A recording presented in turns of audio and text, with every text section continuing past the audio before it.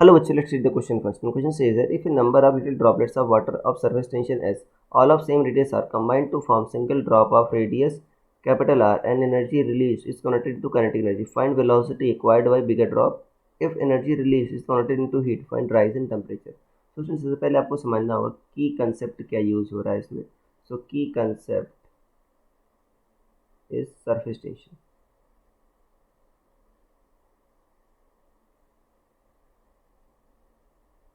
तो लिक्विड का जो सरफेस होता है तनी हुई शीट की तरह बिहेव करता है. इसी प्रॉपर्टी को आप लिक्विड का सरफेस टेंशन कहते हो.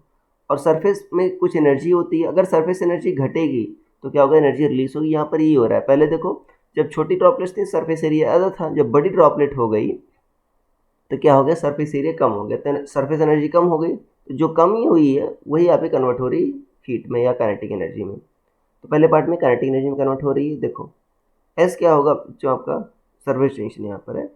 यू इनिशियल कर लो. यू इनिशियल क्या होगा, 4 पाई इंटू, देखो छोटी कई छोटी ड्रॉपलेट्स है ना, तो 4 पाई क्या होगा आपका एन आर स्क्वायर. यहाँ पर ऐसे कर लो 4 pi R square into N. मान लो एन छोटी है बच्चों आपकी, एन छोटी छोटी ड्रॉपलेट्स हैं. और यू फाइनल क्या हो जाएगा आपका, फाइनली तो एक ही ड्रॉप है, ठीक है सर, इंटू एस भी करना होगा आपको. फाइनली एक ही ड्रॉप है तो क्या होगा 4 pi R square into S. तो जो आप डेल्टा यू लिखोगे बच्चों वो क्या लिखोगे आप, you initial minus you final. अब एन तो हमको पता नहीं है बच्चों. एन के लिए क्या कर लो, आपको पता है वॉल्यूम तो सेम रहता है, ठीक है, कन्वर्ट हो गई होंगी बच्चों वगैरह ड्रॉप में तो वॉल्यूम तो सेम रहा होगा. तो इनिशियल वॉल्यूम क्या होगा, एन इंटू 4 पाई/3 R cube, sorry small R cube. ये किसके बराबर होगा आपका, बिगर ड्रॉप के वॉल्यूम के बराबर होगा. This will be equal to volume of our bigger drop equal to 4 पाई/3 कैपिटल आर क्यू. तो 4 पाई/3 कैंसिल, एन कितना आ जाएगा आपका R cube by R Q.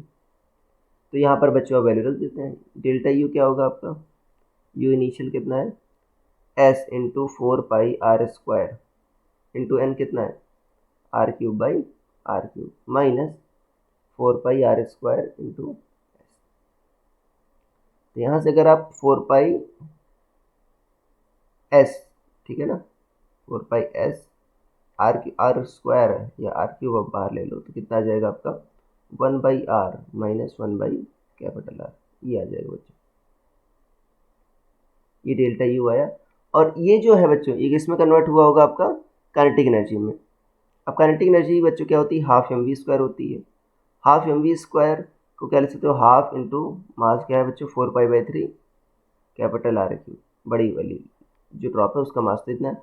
अगर डेंसिटी बच्चों आप, ठीक है, यहाँ पर दे नहीं रखी डेंसिटी, क्या मानना है हमको, डेंसिटी अगर आप डी मानोगे, ठीक है ना, तो आपका यहाँ पर आ जाएगा, देखो डी के टर्म आएगा. बट यहाँ पर डेंसिटी दे नहीं रखी है तो डेंसिटी, वाटर की डेंसिटी 1 ग्राम/सेंटीमीटर क्यूब होती है तो हम उसको उतना ही मानते हैं, 1 मान लेते हैं. और यहाँ पर into V square equal to क्या आ रहा है 4 पाई/s/r, कितना आ रहा है बच्चों 4 पाई/s/r³ 1/r माइनस 1/कैपिटल आर. तो देखो 4 पाई कट हो गया, r³ से r³ भी कट हो गया. तो v कितना आ गया बच्चों आपका 6s 1/r minus 1/कैपिटल are.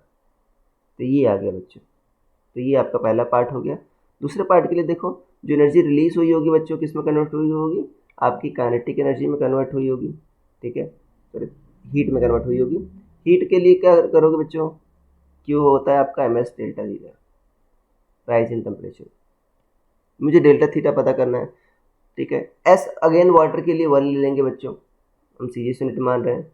M क्या होगा 4 पाई/3 capital R cube into density 1, S भी 1, डेल्टा थीटा निकालना पड़ेगा. अब ध्यान देना, ये जो वैल्यू आ रही है बच्चों ये कैलोरी में आती है, क्योंकि वाटर की जो स्पेसिफिक हीट होती है आपने 1 मानी तो 1 कैलोरी पर ग्राम होती है. तो इसको जूल में कन्वर्ट करने के लिए क्या करना होगा आपको, जे से मल्टीप्लाई करना होगा और इक्वल टू, देखो जो एनर्जी में डिक्रीज हुआ था सरफेस एनर्जी में डिक्रीज तो यही था ना, तो यही तो होगा 4 पाई/s/r³ 1/r माइनस 1/कैपिटल आर. ये होगा बच्चों. अब 4 पाई r³ आप कैंसिल आउट कर दो दोनों साइड, तो डेल्टा थीटा क्या बचेगा, डेल्टा थीटा बचेगा आपका 3s by J 1/r minus 1/R। तो ये बच्चों राइज इन टेम्परेचर आ गया। This will be the required answer. इसमें बच्चों सारे मैंने सीजीएस यूनिट्स में ली हैं। So I hope you understood it well. Best of luck.